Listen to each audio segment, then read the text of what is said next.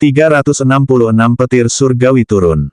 Saat bertarung melawan Kain, Izroth sempat mengaktifkan Second State, Heavenly Cloak untuk sementara waktu. Namun, apa yang ia gunakan saat itu hanyalah versi yang belum lengkap dan belum mengandung potensi penuhnya. Hanya ketika menggunakan versi full mantle dari Second State, Heavenly Cloak, barulah dapat dianggap sebagai versi lengkap dari skill tersebut. Ada dua alasan Izroth tidak leluasa menggunakan Second State, Heavenly Cloak. Pertama, ia tidak mampu mempertahankan bagian full mantle dari skill tersebut dalam waktu lama. Bahkan, kondisinya saat ini bahkan lebih parah dari biasanya karena efek dari Sage's Maelstrom Domain. Jika ia tidak bertekad untuk mengakhiri pertarungan ini sesegera mungkin sebelum keadaan menjadi tak terkendali, dan jika ia tidak memiliki Lifesteal yang disediakan oleh Ring of the Exiled One, ia tidak akan pernah berani menggunakannya dalam situasi seperti ini.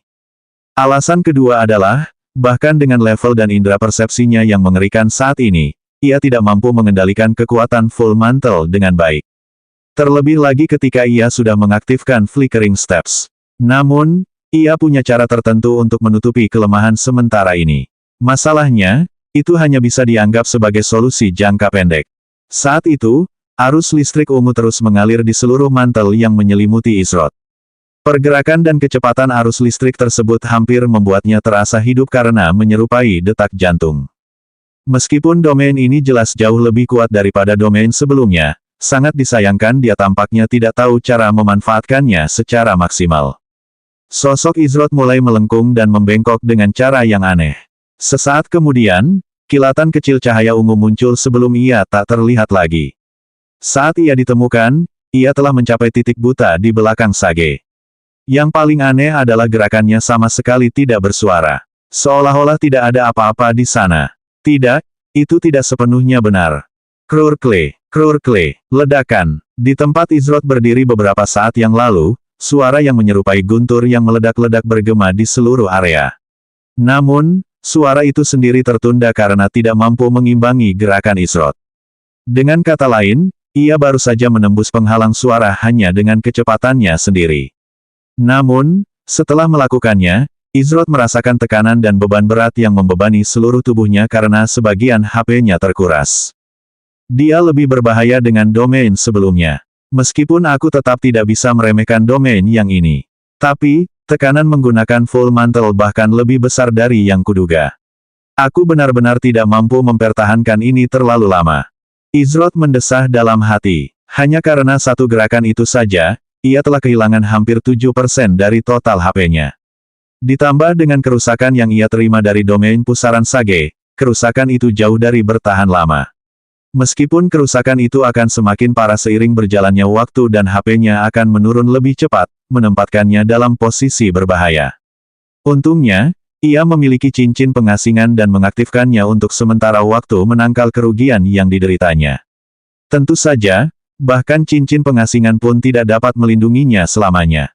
Izroth menyerang dengan pedang badainya. Namun, saat pedangnya semakin dekat ke tubuh Sage, pedang itu terus-menerus dilapisi dan terkorosi oleh domain pusaran. Bahkan senjata epik seperti pedang badainya pun tak luput dari efeknya. Jika perlengkapan dan senjata epiknya terus-menerus terpapar domain pusaran seperti ini, mungkinkah mereka akan hancur total? Izroth bahkan tak ingin memikirkan kemungkinan kehilangan perlengkapannya, apalagi senjata epiknya. Pada akhirnya, pedang Izroth masih berhasil menancap dengan aman di tubuh Sage. Meskipun ia mengincar salah satu titik vital Sage, efek korosif dari domain Maelstrom terlalu kuat dan mengakibatkan ia mendaratkan serangan dangkal.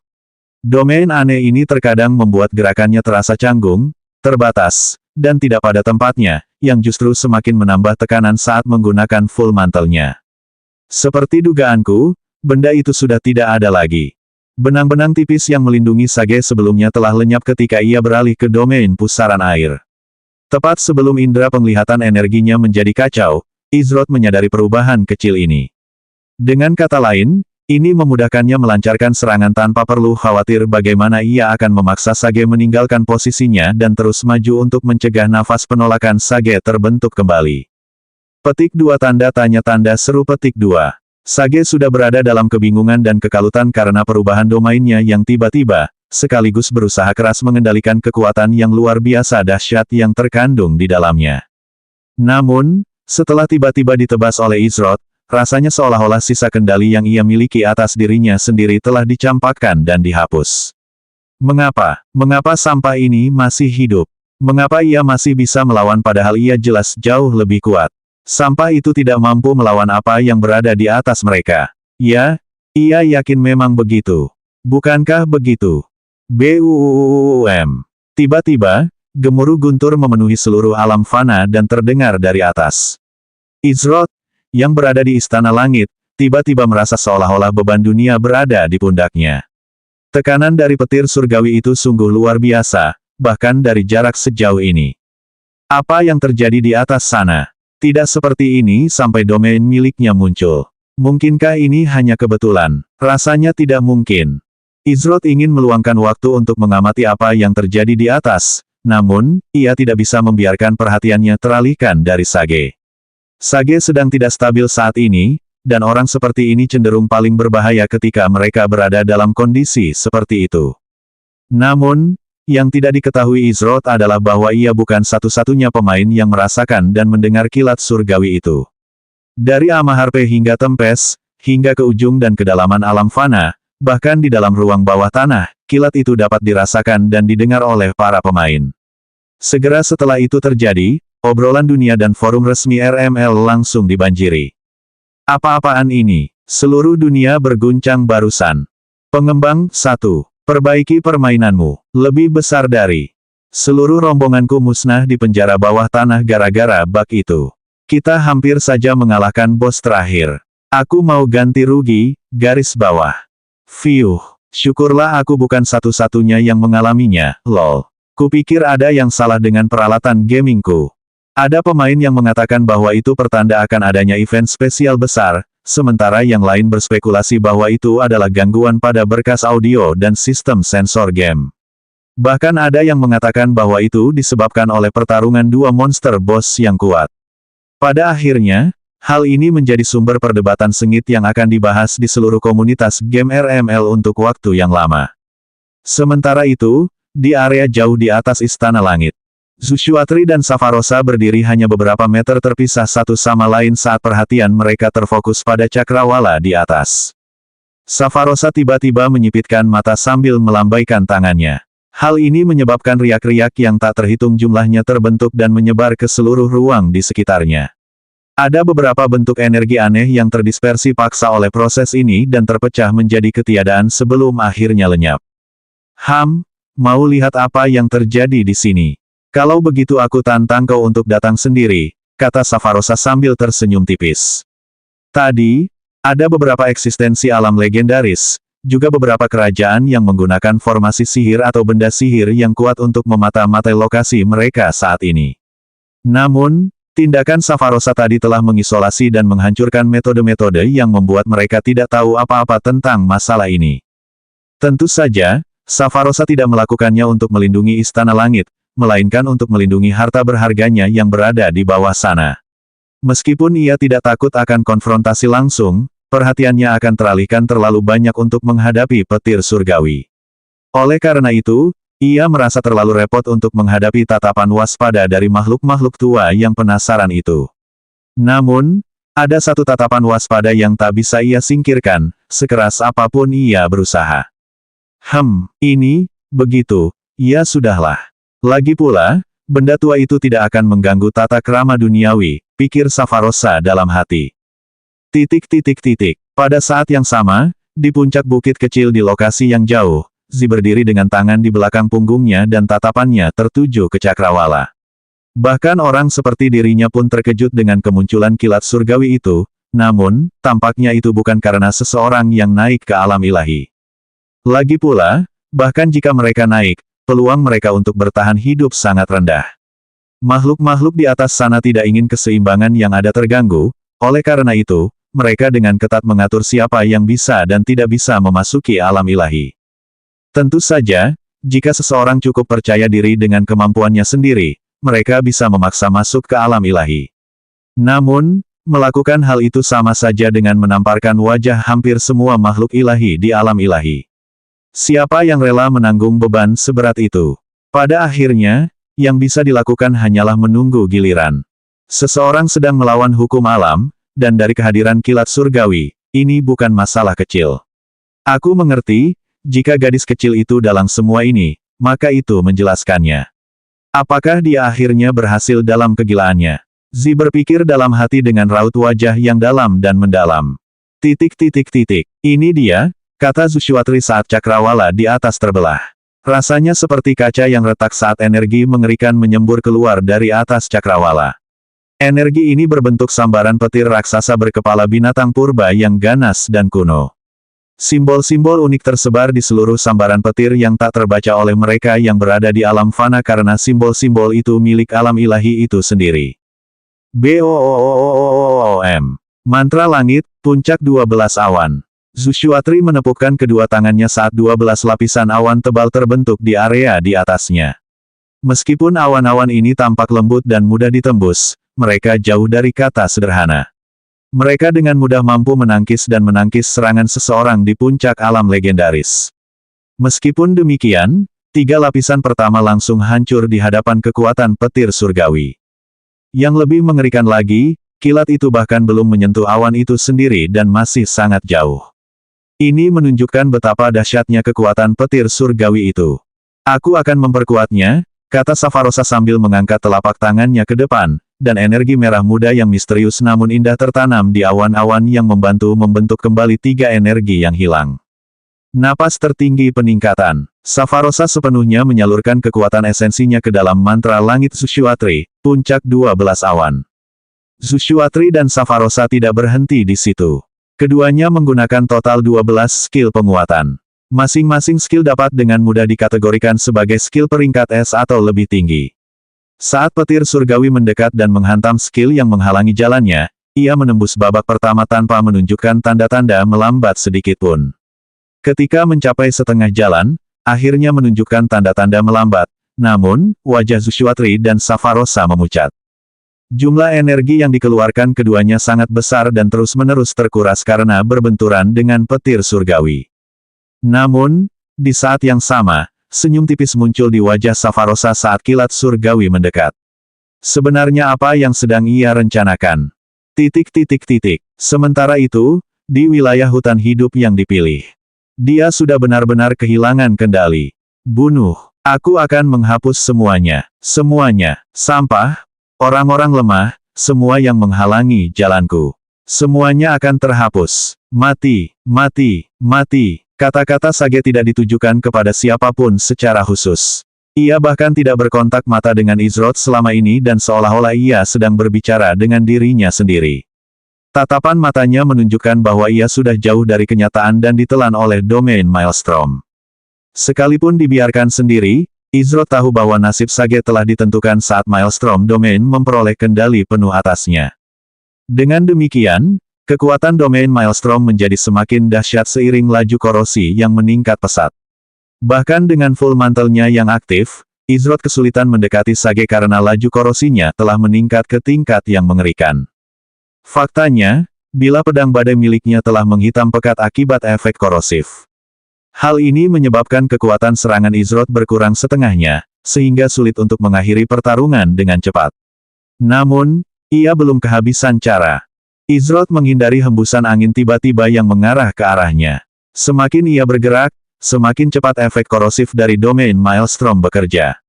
Ini berarti tak lama lagi, serangan dan pertahanannya mungkin akan sia-sia. Karena itu, ia telah membuat keputusan. Awalnya, aku ingin menunggu sampai menguasai ke-10 jurus pedang, tapi sepertinya aku harus mengerahkan upaya terakhirku di sini. Kalau 2 jurus pertama saja tidak cukup, maka selama seleksi ini, 10 bentuk pedang bukanlah satu-satunya keterampilan pedang yang menjadi fokus Izroth. Sejak ia memulai RML, keterampilan pertama yang ia pelajari sebagai master tempur adalah bagian dari 3 pedang penghukum. Pedang penghukum pertama, penghancuran. Di alam Sadahi, dalam pertarungannya melawan monster bos Ekilore, ia mempelajari pedang penghukum kedua, pembunuhan. Sekarang, tibalah waktunya baginya untuk akhirnya menyelesaikan 3 pedang jahat. Saya hanya harus mengandalkan yang ketiga.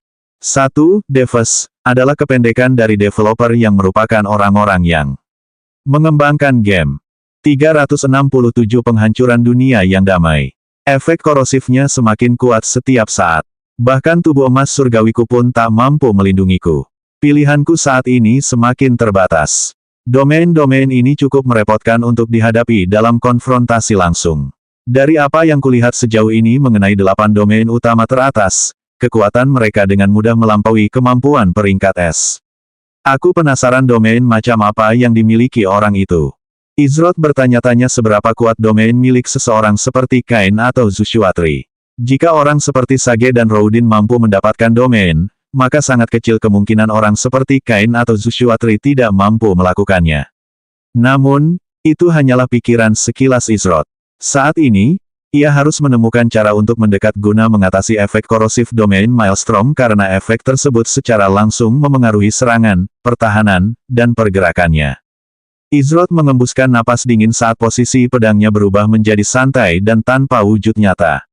Namun, meskipun posisi pedangnya saat ini tanpa wujud, itu tidak bisa diremehkan. Ada kekuatan tersembunyi yang tetap dalam dan terpendam. Kekuatan ini tampaknya siap bangkit kapan saja, selama Izrod menginginkannya. Dengan Flickering Steps dan Second State, Heavenly Clocks Full Mantle-nya yang masih aktif, Izrod dapat bergerak dengan kecepatan tak terbayangkan yang tak tertandingi kecepatan tertingginya sebelumnya. Yang paling menakutkan dari ini adalah suara gerakannya tidak terdengar sampai ia mencapai tujuan yang dituju. Sayangnya, ini bukanlah sesuatu yang bisa digunakan Izrod dengan bebas dan harus dibayar mahal untuk penggunaan terus-menerusnya. Nama keterampilan, panggilan Dewa Petir. Tingkat keterampilan, 2/5. Peringkat keterampilan, S. Persyaratan, tidak ada. Keadaan pertama, turunnya surgawi. Keadaan kedua, jubah surgawi. Biaya mana, 575. Aktif, serangan pengguna meningkat sebesar 25% selama 10 detik. Selain itu, 15% dari semua kerusakan yang diberikan pengguna diubah menjadi kerusakan petir yang mengabaikan semua pertahanan selama 10 detik. Pengguna mendapatkan kemampuan untuk menggunakan Full Mantle selama periode ini. Skill ini memiliki cooldown yang berbeda dari Full Mantle, dan masih dapat digunakan selama Full Mantle sedang cooldown. Waktu pendinginan, 13 menit. Full Mantle, pengguna menjadi kebal sesaat terhadap semua kerusakan dan kendali massa selama 0,25 detik karena diselimuti mantel penuh yang terbuat dari elemen petir murni. Peningkatan serangan yang diberikan oleh Second State, Heavenly Cloak berlipat ganda menjadi 50% selama Full Mantle aktif. Selain itu, alih-alih 15%, 30% dari semua kerusakan yang diberikan pengguna diubah menjadi kerusakan petir yang mengabaikan semua pertahanan selama Full Mantle aktif. Pengguna mendapatkan kemampuan untuk menggunakan Compressed Lightning Movement selama periode ini. Pengguna kehilangan 7% dari HP maksimumnya per detik selama skill ini aktif. Setiap 10 detik tambahan, pengguna kehilangan 7% dari HP maksimumnya. Setelah pengguna menonaktifkan Full Mantle, mereka akan menghadapi serangan balik yang akan bervariasi tergantung pada seberapa lama Full Mantle aktif dan seberapa sering Compressed Lightning Movement digunakan. 0-10 detik, kehilangan 7% HP per detik.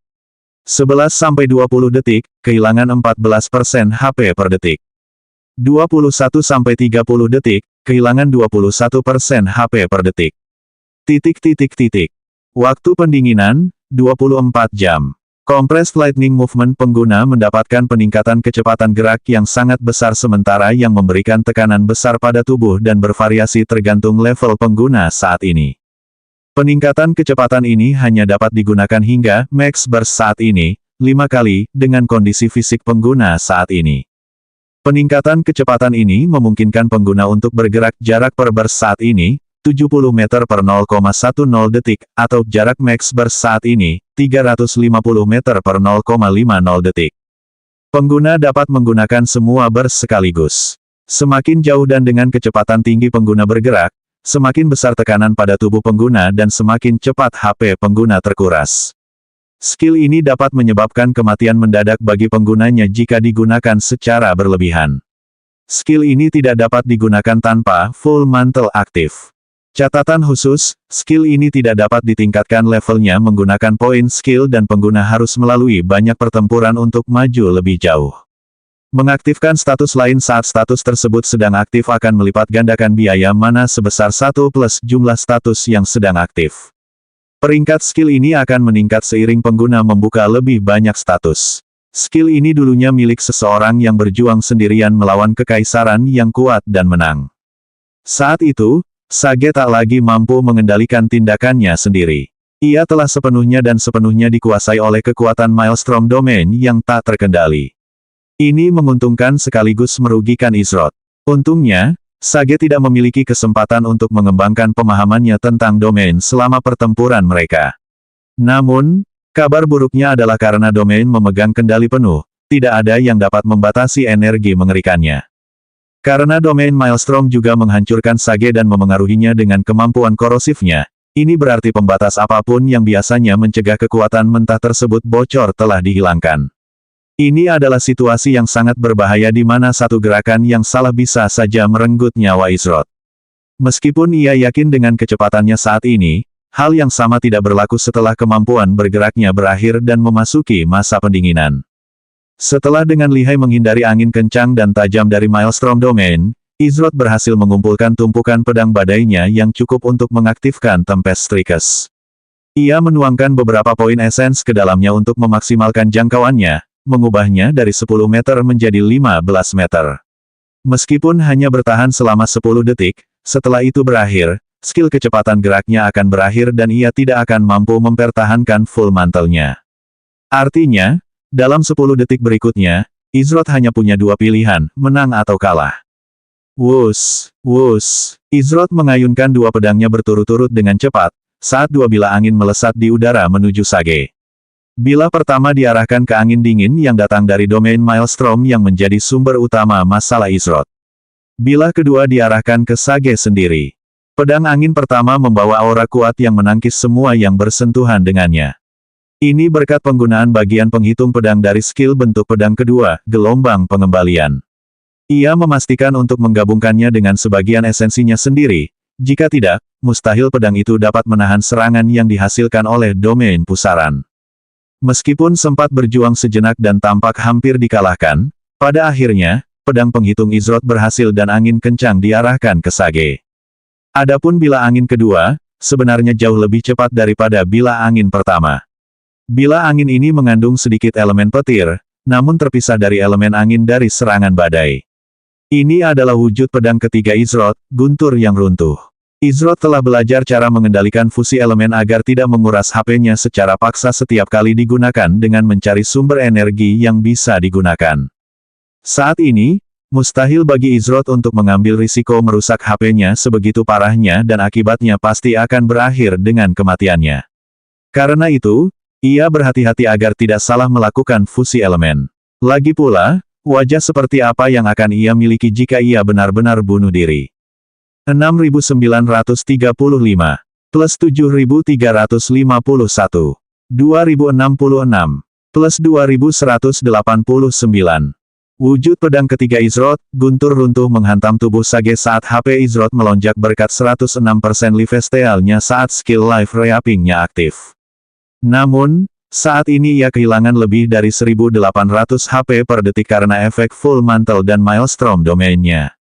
Ini belum termasuk tekanan yang dihasilkan oleh compressed lightning movement-nya. Lupakan ramuan dan generasi HP dalam pertempuran, tanpa lifesteal, ia bahkan tidak akan bertahan 10 detik dalam kondisi seperti ini. Sayangnya, dia tidak mampu menonaktifkan mantel penuhnya atau dia akan langsung kewalahan bahkan dengan beberapa detik tersisa pada langkah berkedipnya. Bilah angin kedua menghantam Sage dan memaksanya mundur. Kepalanya tertunduk dan tubuhnya membungkuk, namun, ia segera berdiri tegak dan di matanya tampak pusaran kegelapan murni yang tak berujung. Jika seseorang menatap mereka terlalu lama, mereka akan mulai merasa terseret dan akhirnya tersesat di dalam jurang itu sendiri. Ekspresi wajah Sage netral dan tidak menunjukkan emosi yang nyata. Ini adalah hasil dari penggabungan paksa dua domain utama dari 8 domain teratas, terutama domain angin dan domain air. Keduanya bersaing untuk mendominasi tubuh inangnya, menciptakan pusaran air yang dahsyat yang menyebabkan terbentuknya domain pusaran air. Namun, kekuatan seperti itu terlalu besar untuk ditangani oleh seseorang seperti Sage. Pada akhirnya, ia perlahan-lahan membunuh dirinya sendiri. Namun, Izrod merasa tindakan Sage tidak logis, irasional, dan membingungkan. Ia bukan hanya ingin merenggut nyawa Sage tanpa alasan yang jelas, tetapi ia bahkan rela menggunakan kekuatan di luar kemampuannya saat ini untuk melakukannya. Menimbulkan kebencian dan amarah yang begitu kuat terhadap seseorang yang bahkan belum pernah ia temui sebelumnya. Ini adalah sesuatu yang tidak dapat dipahami Izrod. Apa yang mungkin menyebabkan ia begitu memandang rendah Sage dan memperlakukannya dengan hina? Dia seharusnya tidak buta sampai tidak menyadari kekuatannya. Dia jauh dari kata, sampah, atau, lemah, dan Sage seharusnya sudah tahu itu sekarang. Jika itu masalah utamanya dengan Sage dan sudah terbukti salah, apakah dia melakukannya hanya untuk menjaga harga dirinya? Tapi, apakah penghancuran diri benar-benar harga yang pantas dibayar? Seluruh situasi ini membuat Izrod menggelengkan kepala dalam hati. Terlepas dari sikapnya yang angkuh dan arogan, ia merasa sangat kasihan pada orang-orang seperti dirinya yang rela berkorban begitu banyak demi imbalan yang begitu kecil. Kebencian tidak dilahirkan, dan itu adalah sesuatu yang terwujud seiring waktu. Dunia, orang-orang, lingkungan seseorang. Semua hal ini dengan mudah dapat menumbuhkan kebencian yang tak berkesudahan. Mereka yang ada di dunia ini punya masalah dan iblis mereka sendiri yang harus dihadapi. Sang bijak ini telah berjuang melawan iblis-iblisnya, tapi sayangnya, aura yang tenang namun menindas muncul di sekitar pedang badai Izrod saat warna bilahnya berubah menjadi hitam pekat, dan itu bukan disebabkan oleh efek Maelstrom. Malahan, kegelapan itu begitu pekat sehingga cahaya pun tertelan begitu menyentuh permukaan bilahnya. Dia telah kalah dalam pertempuran batin. Saat domain pusaran ini terbentuk, dia telah lenyap dari dunia ini, meninggalkan cangkang kehancuran yang kosong. Tapi, jangan khawatir. Dalam hal kematian, aku tidak menyalahkanmu. Kalau begitu, izinkan aku membantumu beristirahat dengan tenang. Izrod memegang pedang badainya secara horizontal di depannya dengan satu tangan. Di saat yang sama, suara detak jantung yang pelan terdengar, namun, tidak pasti dari mana suara detak jantung ini berasal. Namun, detak jantungnya mulai bertambah cepat setiap kali jantungnya berdetak, dan tak lama kemudian, jantungnya berdetak begitu cepat hingga ia terdiam. Wah, ada suara dengungan aneh dan unik yang bergema di seluruh atmosfer, namun suara ini hanya berlangsung sesaat. Pedang jahat ketiga, Izrod perlahan menutup matanya dan seolah-olah dia telah menyatu dengan area di sekitarnya. Tiba-tiba, tekanan dahsyat menghantam area 50 meter di sekitarnya yang bercabang dari lokasi Izrod. Aura mengerikan itu dipenuhi bau kehancuran dan hasrat membunuh yang membara. Dalam radius 50 meter ini, semuanya hening. Seolah-olah suara pun tahu arti ketakutan di tengah hasrat mengerikan ini. Di mata mereka yang berada dalam jarak 50 meter, area di sekitarnya telah berubah menjadi hitam dan putih, bahkan memaksa Maelstrom Domain yang mendominasi untuk membuat beberapa konsesi. Dalam sekejap itu, semuanya hening. Semuanya hening. Semuanya terasa aneh. Damai. Pemusnahan. Tepat pada saat kata ini keluar dari mulut Izrod, dunia yang damai. Dimusnahkan. 368 kembali ke dunia yang damai, kehidupan yang menyedihkan. Sementara itu, di langit di atas istana langit. Deru petir surgawi yang menggelegar mengguncang alam fana saat pertama kali turun. Dengan kekuatan gabungan Zushuatri dan Savarosa, dua eksistensi di puncak alam legendaris, mereka berusaha menangkis hukuman dahsyat yang datang secara alami ketika mereka menentang hukum alam dan dunia itu sendiri. Meskipun Savarosa memperkuat mantra langit Zushuatri, puncak 12 awan dengan napas agung augmentasinya, 12 lapis penghalang itu tidak bertahan sedetik pun di bawah kekuatan petir surgawi yang mendominasi. Lapisan penghalang itu dirobek paksa bagai lembaran kertas rapuh, namun, bukan tanpa manfaatnya. Hal itu memberikan kesempatan singkat bagi Zushuatri dan Savarosa untuk membangun pertahanan tambahan. Setiap kali mencoba menghentikan petir surgawi, kecepatannya semakin melambat setiap kali bersentuhan dengan salah satu kemampuan mereka. Hal ini bahkan mustahil bagi sebagian besar makhluk legendaris lainnya, lagi pula, petir surgawi terlalu kuat untuk dihentikan sedikitpun. Zushuatri mengangkat kedua tangannya ke langit sambil membentuk segudang mantra yang menyebar menjadi selubung yang besar namun tipis. Ketika kilat surgawi bertemu dengan selubung ini, ia terhenti total selama 0,05 detik. Meskipun ini mungkin tidak terasa lama bagi kebanyakan orang, hal yang sama tidak berlaku bagi mereka yang berada di tingkat yang lebih tinggi. Zushuatri mengerahkan segenap kemampuannya untuk melindungi istana langit di bawahnya. Karena ia dipercayakan tanggung jawab atas keselamatan mereka selama berpartisipasi dalam seleksi, bagaimana mungkin ia membiarkan bahaya dari pihak luar menimpa mereka selama itu. Namun, Zushuatri diliputi rasa gelisah yang berkembang dalam dirinya. Meskipun kilat surgawi itu sebenarnya melambat, tidak ada tanda-tanda akan berhenti atau menyerah sama sekali. Tak perlu dikatakan lagi, ini adalah pertama kalinya Zushuatri menghadapi sesuatu seperti kilat surgawi. Sepertinya usia tuaku mulai menyusul. Seandainya aku masih punya beberapa tahun lagi saat itu, pikir Zushuatri sambil mendesah dalam hati. Tidak mudah bagi seseorang untuk tidak menyesali apapun yang telah hidup selama Zushuatri. Meskipun, tentu saja, penyesalan terbesar yang dirasakan oleh orang-orang seperti dirinya yang telah mencapai puncak alam legendaris di masa hidup mereka adalah ketidakmampuan mereka untuk melangkah ke alam dewa. Ia tahu bahwa angan-angan seperti itu kini hanya milik generasi berikutnya. Saat kilat surgawi menyambar dan menghancurkan segala sesuatu yang dilewatinya, raut wajah Safarosa tampak tenang. Namun, pikirannya terus bergejolak dengan berbagai macam pikiran saat kilat surgawi itu semakin dekat dengan posisi mereka. Petir surgawi ini tak bisa dihentikan, hanya ditunda sementara. Kalau begini terus, istana langit akan tamat, pikir Safarosa dalam hati. Biasanya, ini kabar baik baginya karena tanpa Zushuatri, tak ada yang bisa mencegahnya mengambil apa yang seharusnya menjadi haknya. Namun, hal itu agak merepotkan dalam situasi seperti ini. Kilat surgawi itu terus bertambah kuat seiring berlalunya waktu. Ia tak tunduk pada kehendak siapapun atau apapun. Jika ada sesuatu yang menghalangi jalannya, maka hanya kehancuran yang menantinya. Zushuatri batuk darah karena tekanan luar biasa yang dihasilkan oleh petir surgawi. Pada titik ini, sulit baginya untuk mempertahankan penerbangannya. Namun, tepat ketika petir surgawi itu mendorong Zushuatri hingga batas kemampuannya dan membuat Safarosa mempertimbangkan kembali keputusannya, sesuatu yang luar biasa terjadi.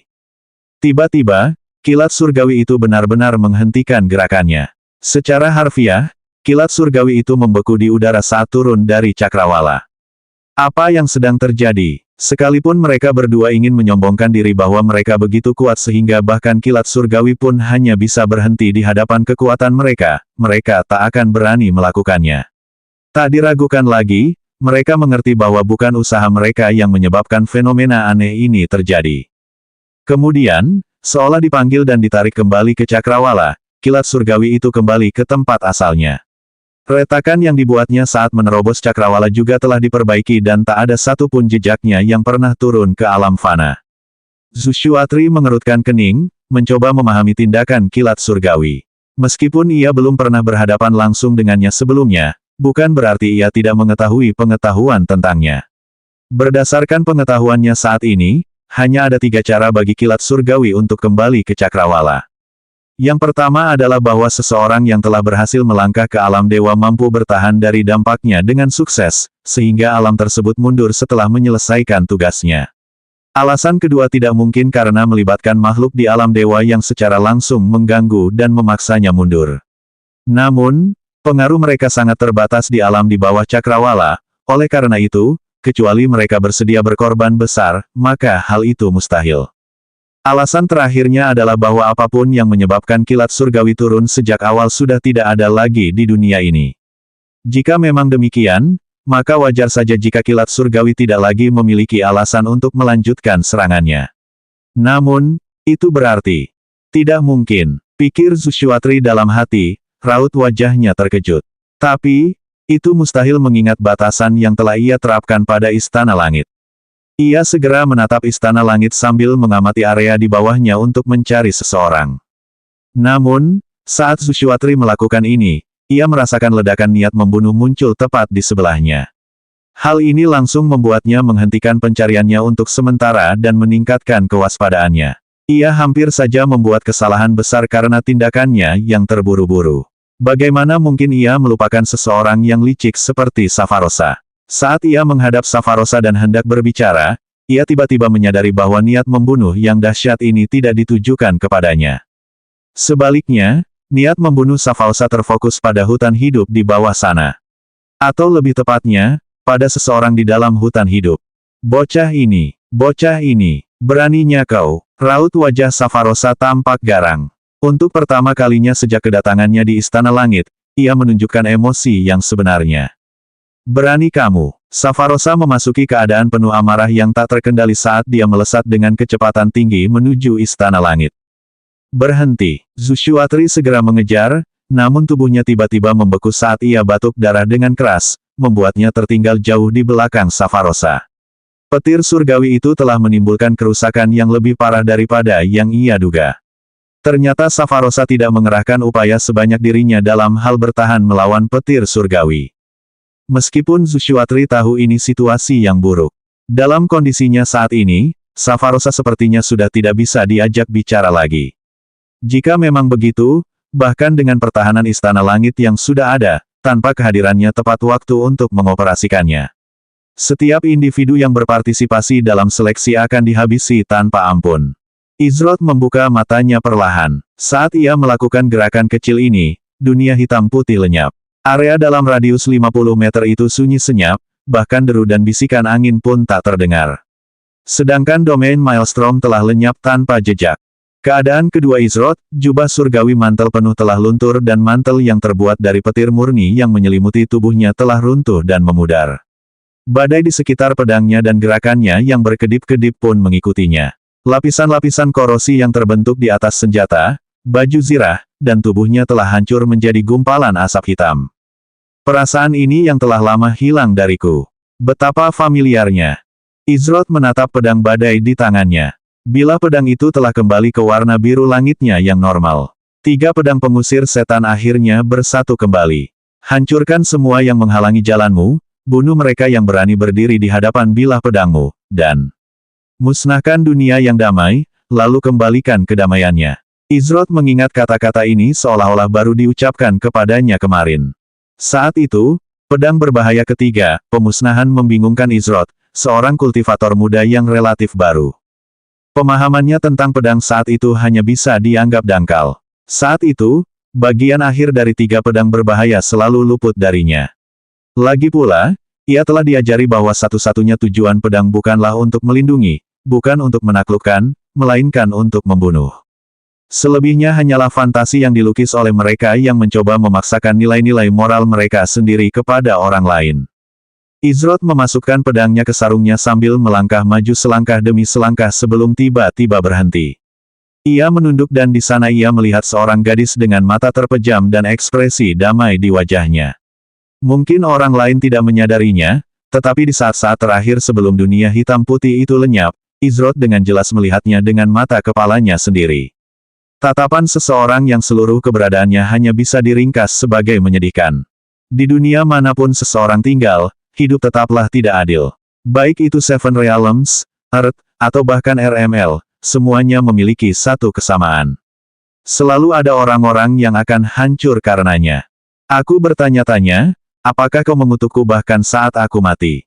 Izroth tak dapat menahan pikiran ini terlintas di benaknya saat ia menyaksikan partikel-partikel sage perlahan menghilang menuju langit. Kain, yang telah menyaksikan peristiwa yang terjadi, terkejut untuk pertama kalinya setelah sekian lama. Kapankah seorang jenius langka seperti itu muncul di antara manusia? Jika itu adalah seseorang dari ras Trepasia atau Zensara, maka itu bisa dimengerti, tetapi manusia tidak terlalu dikenal karena bakat bawaan mereka dibandingkan dengan ras lain. Tentu saja, potensi keseluruhan mereka sedikit meningkat karenanya, tetapi Izroth tampaknya merupakan kasus yang unik. Pernahkah manusia melahirkan seorang jenius yang begitu mengerikan? Kalaupun ada, jumlahnya tak boleh lebih dari jari-jari manusia. Sepertinya instingku tidak salah, tapi, gumam Kain dalam hati sambil mengerutkan kening. Kain menghela napas panjang saat melihat Sage meninggalkan dunia ini. Ia tidak tahu mengapa formasi sihir di Istana Langit tidak melindungi Sage, namun, ia segera menyadari bahwa semua formasi sihir di Istana Langit telah dinonaktifkan. Mungkinkah? Gumam Kain dalam hati sambil memikirkan kilat surgawi itu. Karena formasi sihir sangat bergantung pada hukum alam di atmosfer agar berfungsi, wajar saja jika sesuatu yang penuh hukum alam seperti kilat surgawi dapat mengganggunya. Bahkan, akan aneh jika hal itu tidak menimbulkan masalah mengingat betapa tak terbatasnya hukum alam yang terkandung dalam satu sambaran kilat surgawi. Kain tampak iba. Karena dialah yang mengatur pertarungan ini, dia akan bertanggung jawab secara pribadi jika Zushuatri ingin melanjutkan masalah ini. Namun, tepat ketika pikiran ini terlintas di benaknya, tiba-tiba ia mendengar suara menggelegar turun dari langit. Kamu berani. Suara ini langsung menarik perhatian Izrod dan Kain saat fokus mereka beralih ke fenomena aneh yang sedang menuju istana langit dari arah tempat kilat surgawi baru saja terjadi. Ruang angkasa itu sendiri secara fisik berubah dan hancur ketika sesosok mulai terlihat. Tentu saja, orang ini tak lain adalah Safarosa dan saat ini, ada aura kegilaan yang luar biasa di sekelilingnya. Bagaimana mereka bisa menyelinap ke istana langit melewati Pak Tua Zushuatri? Ini gawat. Kain menyadari bahwa orang ini adalah seseorang di puncak alam legendaris yang sedang murka. Lebih parahnya lagi, ia langsung menuju Izrod dengan niat membunuh. 369 segalanya berhenti, pria misterius muncul. Indra jiwa Izrod membunyikan alarm di kepalanya saat ia merasakan niat membunuh yang luar biasa menyerbu ke arahnya dari kejauhan. Baru beberapa saat tekanan berat sebelumnya terangkat, namun ancaman baru kini muncul menggantikannya. Meskipun tidak sebanding dengan tekanan sebelumnya, tekanan itu masih berada pada level yang Izrod tahu ia takkan mampu tangani dengan kekuatannya saat ini.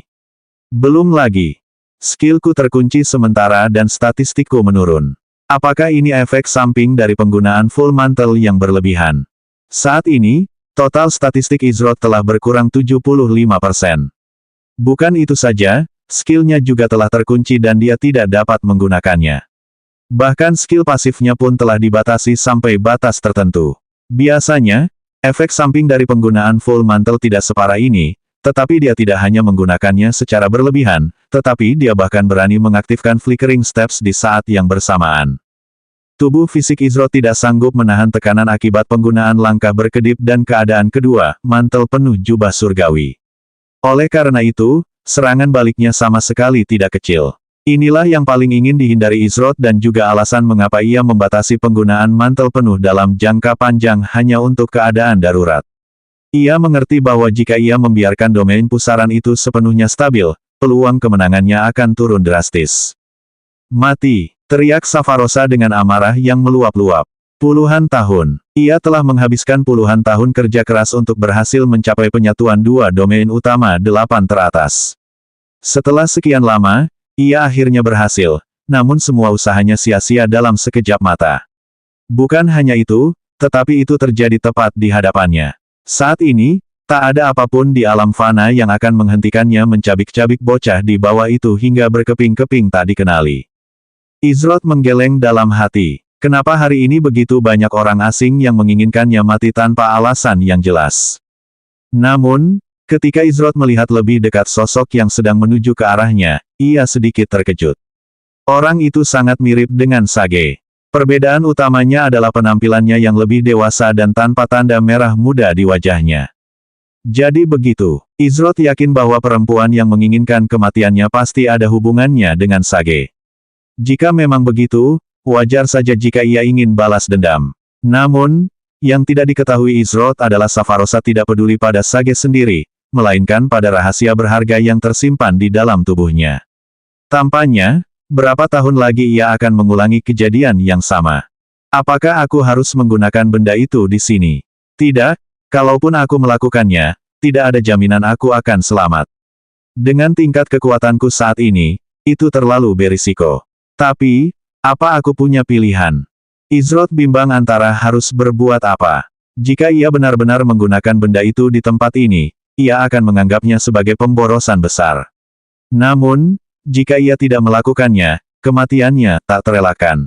Saat Izrod mempertimbangkan apakah akan menggunakan benda itu atau tidak, Kain melesat maju dengan kecepatan tinggi, sepasang sayap emas cemerlang yang terbentuk dari api berwarna matahari muncul di belakangnya. Ia dengan cekatan bergerak di udara dan memposisikan dirinya di antara Izrod dan Safarosa. Ia tidak yakin di mana Zushuatri berada saat itu, tetapi karena Zushuatri sedang pergi, tanggung jawab menjaga keamanan orang-orang di Istana Langit telah jatuh ke tangannya. Tenang, apa kau tahu konsekuensi orang luar menyerang peserta seleksi selagi masih berlangsung? Teriak Kain sambil mencoba menyadarkan Safarosa. Sayangnya, kata-katanya tidak didengar. Bergerak, Safarosa berteriak sambil melambaikan tangannya, dan energi dahsyat muncul dari celah di angkasa. Energi ini sangat tidak stabil dan berbahaya bagi makhluk hidup untuk bersentuhan dengannya. Ketika Kain melihat tindakan Savarosa yang begitu agresif, ia melepaskan kekuatannya dengan kekuatan penuh, sementara api keemasan menyelimuti tubuhnya dari ujung kepala hingga ujung kaki. Ia tahu bahwa Savarosa bukanlah seseorang yang bisa ia hindari. Boom! Api keemasan Kain bertabrakan dengan energi aneh yang meninggalkan robekan ruang angkasa. Namun, energi aneh itu tampaknya menyerap, mengubah, dan kemudian melepaskan kekuatan api Kain sendiri. Akibatnya, Kain terdorong mundur oleh kekuatan yang terus meningkat, dan tak lama kemudian ia terpental kembali. Kain jatuh dengan cepat dari langit saat tubuhnya menghantam istana langit, menciptakan kawah di area pendaratannya. Pada akhirnya, Kain mungkin jenius di antara para naga sejati, tetapi ia tetap bukan tandingan seseorang di puncak alam legendaris seperti Savarosa. Memblokir energi aneh itu saja sudah menguras sebagian besar kekuatannya. Di sisi lain, Savarosa terkejut dalam hati bahwa Kain selamat dengan luka yang begitu ringan. Energi aneh yang baru saja dilepaskannya dimaksudkan untuk merenggut salah satu lengan Kain. Meskipun sedang marah, ia tahu identitas Kain sebagai tuan muda ketiga Istana Naga. Lengan saja tidak ada apa-apanya dengan sumber daya ras naga sejati yang melimpah, tetapi jika ia mengambil nyawanya, ia akan menjadikan seluruh Istana Naga musuh. Jika itu terjadi, maka tak akan ada tempat lagi baginya untuk bersembunyi di alam fana atau alam manapun. Satu-satunya yang ia inginkan mati saat ini hanyalah Izroth. Tiba-tiba, mata Izroth menangkap Zushwatri yang sedang mendekati Savarosa. Namun, ia tahu dari kecepatan mereka berdua, Savarosa akan mencapainya jauh sebelum Zushwatri berada dalam jangkauannya. Sepertinya memang tidak ada pilihan lain, kalau begitu. Izroth tidak datang sejauh ini hanya untuk mengorbankan nyawanya di Istana Langit. Ia membuka inventarisnya, namun, tepat saat ia hendak mengambil sebuah item dari inventarisnya, semuanya membeku di tempatnya. Awan debu yang terbentuk akibat Kain menabrak Istana Langit, Savarosa yang berada di udara dengan raut wajah marah, Zushwatri yang tertinggal jauh berusaha mengejar Savarosa untuk melindungi Istana Langit, dan bahkan dedaunan di pepohonan di hutan hidup pun terhenti. Apa yang sedang terjadi? Izroth mengamati sekelilingnya dan menyadari bahwa hanya dialah yang mampu bergerak bebas. Semua orang dan segala sesuatu lainnya sama sekali tidak bergerak, seolah waktu telah berhenti tiba-tiba. Ini jelas di atas level barang atau keahlian apapun yang dimiliki Izroth saat ini. Mustahil juga bahwa itu ulah Kain, Savarosa, atau Zushwatri mengingat mereka semua tidak bergerak. Tiba-tiba, Izroth berbalik dan melihat ke belakangnya. Di sana, duduk dengan tenang di atas batu besar, seorang pria bertelanjang kaki mengenakan pakaian putih aneh, mengenakan tudung yang hanya memperlihatkan bagian bawah wajahnya. Sulit untuk melihat ciri-ciri fisiknya, tetapi ia tidak tinggi maupun pendek, dan lengan bajunya yang pendek memperlihatkan otot-ototnya yang kekar. Meskipun sulit dilihat, ada beberapa helai rambut perak yang menyembul dari balik tudungnya. Aku sama sekali tidak merasakan kehadirannya. Dia berbahaya.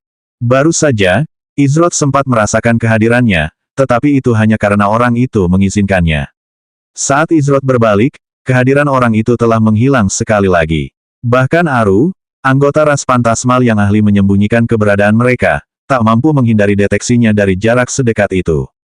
Namun, Izroth tahu bahwa orang ini sepertinya tidak berniat jahat padanya.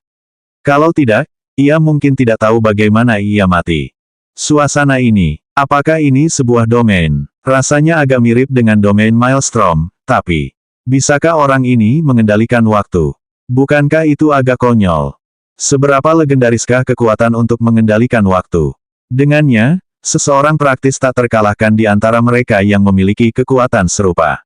Bahkan mereka yang lebih kuat pun belum tentu memiliki peluang melawan mereka. Bahkan sekarang, eksistensi legendaris yang kuat seperti Zushwatri pun terperangkap di bawah pengaruhnya. Siapakah sebenarnya individu aneh ini? Awalnya, keheningan total menyelimuti mereka. Namun, setelah beberapa detik berlalu, orang di hadapan Izroth akhirnya angkat bicara. Apakah Aru kecil memperlakukanmu dengan baik? Tanya pria misterius itu dengan tenang dan santai. Suaranya tidak terdengar arogan maupun pasrah.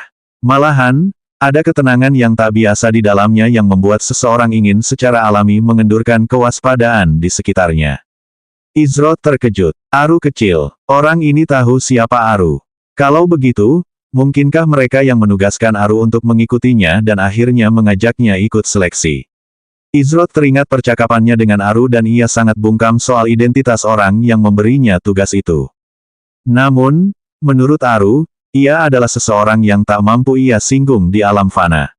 Dengan kekuatan agung yang sedang ditunjukkannya, setidaknya ia bisa mengerti mengapa kata-kata itu terucap dari mulut Aru. Namun, Izrod belum pernah bertemu orang ini sebelumnya dan kehadiran mereka sama sekali tidak terasa familiar. Hal ini menyisakan pertanyaan di benaknya, apa sebenarnya yang diperoleh orang ini dari semua ini? Lalu, apa yang diinginkan orang ini sebagai balasannya? Aku tidak punya keluhan, jawab Izrod. Meskipun kepribadian Aru agak aneh, Izrod tidak terlalu mempermasalahkannya. Senyum tipis muncul di wajah pria misterius itu saat ia berkata, bagus.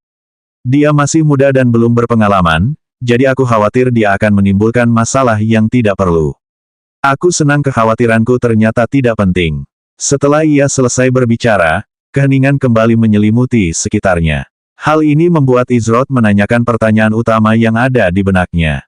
Siapa kamu? Tanya Izrod. Belum saatnya bagimu untuk tahu. Nanti, jawaban atas semua pertanyaanmu akan terungkap dengan sendirinya, jawab pria misterius itu.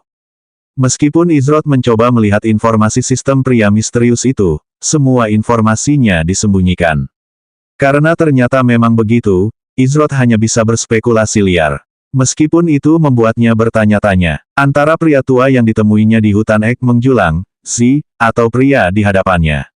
Siapa yang lebih kuat? Satu hal yang pasti, orang ini jelas termasuk dalam 3 individu terkuat yang pernah ditemui Izrod di RML. Pria misterius itu berdiri. Pada saat yang sama, sebuah jam pasir unik dengan partikel-partikel yang tersebar muncul di tangannya. Partikel-partikel yang tersebar ini bertindak sebagai butiran pasir yang biasanya ada di dalam jam pasir. Ia membalik jam pasir itu saat aliran partikel yang tersebar itu berbalik arah. Saat itu terjadi, sesosok manusia mulai terbentuk di tanah di depan pria misterius itu. Beberapa saat kemudian, apa yang dilihat Izrod membuatnya terkejut. Begitu partikel-partikel yang berhamburan itu selesai mengalir dari atas ke bawah jam pasir itu sendiri hancur berkeping-keping. Sosok manusia di tanah diselimuti cahaya putih terang, namun cahaya itu lenyap seketika jam pasir itu pecah. Yang terbaring damai di tanah tak lain adalah Sage. Tapi, bagaimana mungkin? NPC bernama berbeda dari monster biasa di RML.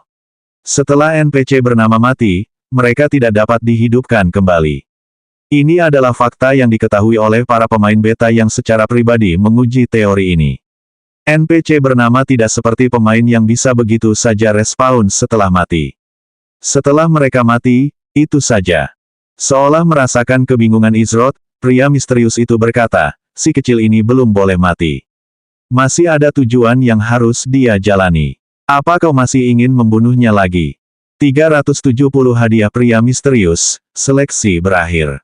Izrod menatap Sage, namun, ia segera menggelengkan kepala sambil menjawab, dia sudah membayar harganya dengan nyawanya. Aku bukan orang yang terus-menerus memikirkan masa lalu. Apa yang sudah terjadi ya sudah terjadi. Izrod tidak memiliki dendam pribadi terhadap Sage, oleh karena itu, selama Sage tidak terus-menerus mencoba merenggut nyawanya secara tidak adil, maka ia tidak melihat masalah dengan tindakan pria misterius itu. Namun, jika Sage tidak belajar dari kesalahannya bahkan dalam kematian, maka bahkan jika pria misterius itu punya rencana lain, tak seorang pun bisa menyalahkannya atas hasil akhirnya. Izrod, ia tak suka berutang budi kepada orang lain, oleh karena itu, ia akan memastikan untuk membalas budi pria misterius di hadapannya ini suatu hari nanti. Aku akan menepati janjimu. Saat hari itu tiba, mungkin. Pria misterius itu perlahan menghilang saat beberapa kata terakhir tak terdengar. Meskipun begitu, Izrod sangat memahami kata-kata yang keluar dari mulutnya. Ketika hari itu tiba, mungkin takdir akan tersenyum pada kita semua.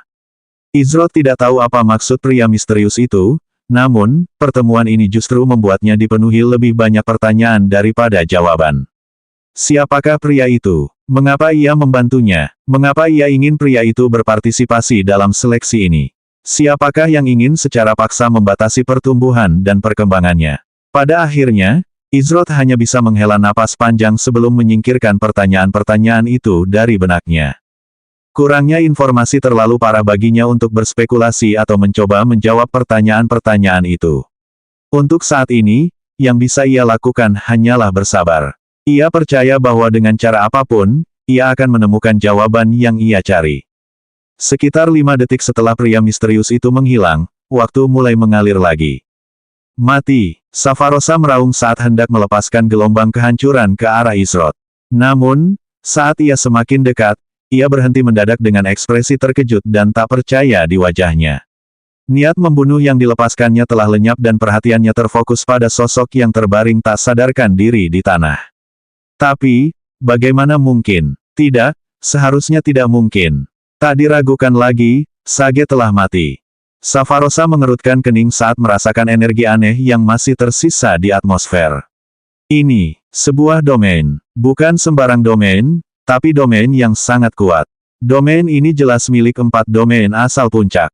Safarosa melangkah ke Istana Langit dan berhenti di depan Sage. Ia memeriksa Sage untuk memastikan ia tidak salah, dan benar saja, mereka masih hidup. Beberapa saat kemudian, Zushuatri tiba di Istana Langit dan menatap Safarosa. Sejujurnya, ia juga terkejut Sage masih hidup karena ia merasakan kematiannya dari atas. Namun, ia tidak punya waktu untuk menikmati kabar baik itu karena ia masih harus berurusan dengan orang yang merepotkan ini. Apa rencanamu? Tanya Zushuatri dengan nada serius. Ia diam-diam bertanya-tanya mengapa Safarosa tidak mencoba membawa Sage pergi saat ia masih berada di luar jangkauan serangan Istana Langit. Namun, hanya karena Safarosa tidak segera membawanya pergi, bukan berarti ia akan lengah terhadap rubah licik itu. Safarosa awalnya terdiam sebelum menoleh ke arah Zushuatri dan menjawab, sudah cukup kegembiraan untuk 1 hari ini. Aku akan pergi untuk hari ini, tapi... Tatapannya beralih ke Sage dan ia melanjutkan, akhirnya selesai. Akhirnya, aku akan kembali lagi lain hari.